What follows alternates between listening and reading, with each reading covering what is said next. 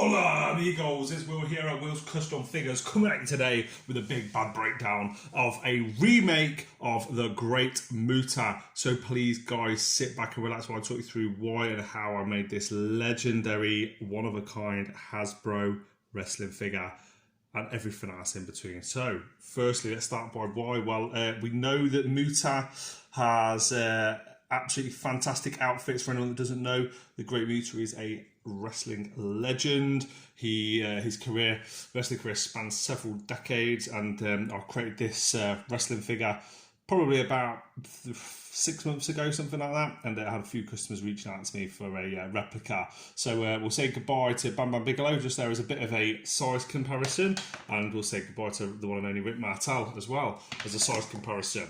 Now let's zoom in on him and talk you through how I actually made this guy. So firstly, he comes with a removable head piece and mask. As you can see, fantastically painted and nice detail underneath there. We'll just pop that on there for you guys to look at while I'm talking you through. I'll move the camera a little bit so you can sort of see a little bit better images of him. Now, this head is from a 3D head sculpt, and the body is actually a Road Warrior animal. Not many people use an animal body to customize with, because with all the shoulder pads and everything else, they're quite cumbersome. However, you can see that there is a lot of detail gone in here. Some of it I don't have picture references for, so I've kind of had to make up. Other bits I've just sort of like went with my flow and tried to be as creative as possible. I don't know if everything matches exactly, but you get the overall vibe, the overall feel. A hell of a lot of clay on this figure, but you can see from like the zebra-looking leopard print, the zebra-looking pants to, I was about to say leopard print then, completely wrong, to all of this sort of like red and what's the word, sort of like metallic blue colours here. I even got my Mrs. nail varnish, a sparkly glitter, and went over the whole thing with that. As I say, the head sculpt is absolutely phenomenal. I'm just going to zoom in on that. Yeah, you can probably see there the level of detail into that face paint. Really spent a lot of time on that. The head doesn't articulate, but you can see there's lots and lots of paintwork detail in there, in the beard and stuff as well.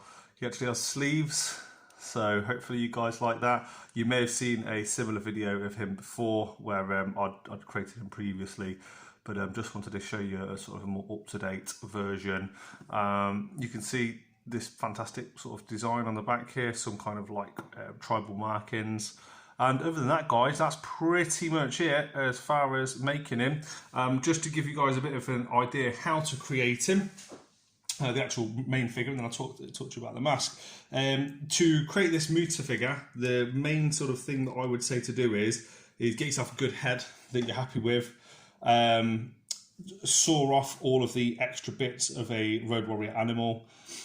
Use a lot of clay. As you can see, I've rolling pinned it and then sort of like fastened the clay, super sculpey, beige, polymer, same one I would usually use, all the way around. Done the same things with these sleeves and then cut into the sleeves. With this sleeve, I've just moulded it to shape and then scratched loads of different sort of like fluff and marks into it. Cooked it at that point. I then attached on these shoulder pads and did them afterwards using the same technique, just clay, cut it to shape, add all the details in then with my tools. Now, if I just move him out of the way a little bit and just talk you through this mask. So this mask is absolutely class. I'm so happy with how he turned out. Here we go, just zoom in. So lots of people use lots of different things to create custom figures, toys and things like that. Now, the one thing that I always do with mine is I like to use things like card to plan things out. And as you can see here, it's I've used card, just normal, like it's like thickness of like birthday card.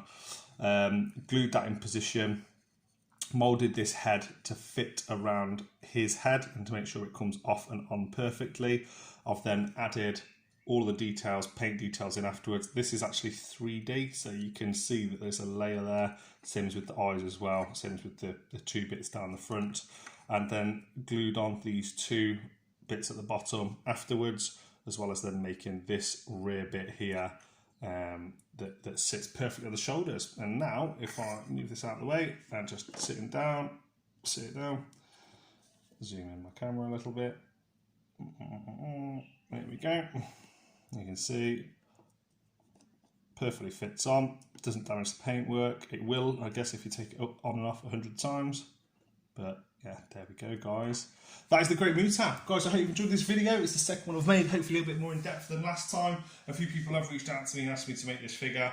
And thank you to my good friend Jeff for actually going through with the sale and yeah, commissioning me to work on this piece. What an absolutely legendary character and a legendary Hasbro retro wrestling figure to join the collection. Thank you guys for watching. Let me know if you've got any questions and I'll be more than happy to talk you through or to create one of these for you, dependent on if you're a customizer yourself or if you want to be a customer. Thank you very much for your time, guys. From myself, from the one and only Muta.